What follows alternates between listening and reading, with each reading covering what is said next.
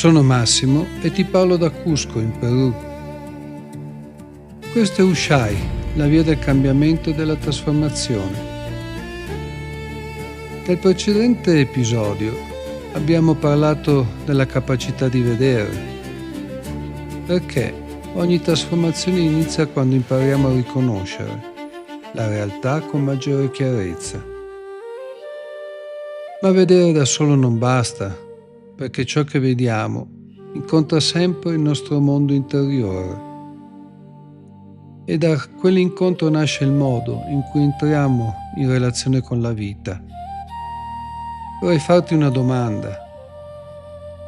Ti è mai capitato di sapere quale fosse la scelta giusta e di non riuscire comunque a farla? Succede più spesso di quanto immaginiamo, perché non basta comprendere, occorre anche armonizzare ciò che sentiamo. Oggi si parla continuamente di emozioni, impariamo a riconoscerle, a gestirle, a esprimerle, ma molto raramente ci chiediamo che cosa accade dopo, che cosa diventa un'emozione quando viene vissuta, compresa ed elaborata, e soprattutto chi scegliamo di essere attraverso ciò che sentiamo. Durante il mio cammino ho cercato di comprendere questo fenomeno attraverso esperienze, discipline e strumenti diversi. Tra tutti, la visione andina è stata quella che mi ha aiutato a cogliere il significato più profondo. Questa capacità viene chiamata Munai. Molti la traducono con la parola amore, altri parlano di amore e volontà. Per me oggi Munai è qualcosa di ancora più concreto. È la capacità di trasformare il sentire in una volontà creatrice di armonia. Questo significa che non siamo destinati a vivere guidati dagli impulsi o dalle emozioni del momento.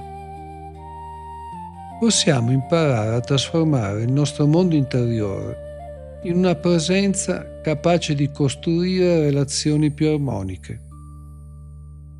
Per questo nel percorso Ushai non lavoriamo per cambiare gli altri, lavoriamo per trasformare il modo in cui noi entriamo in relazione con loro. Le conoscenze aiutano a comprendere, le tecniche permettono di fare esperienza, ma il loro vero scopo è sviluppare una capacità che rimanga viva nella nostra quotidianità. Perché Munai non è un'emozione, non è nemmeno soltanto un sentimento, è una capacità. La capacità di scegliere quale qualità portare nella relazione con noi stessi, con gli altri, con la vita. E quando questa capacità cresce, cambia il nostro modo di ascoltare, di parlare, di amare, di affrontare i conflitti. Perché ogni relazione che costruiamo nasce, prima di tutto, dalla relazione che abbiamo con il nostro mondo interiore. E forse tutto comincia con una domanda molto semplice.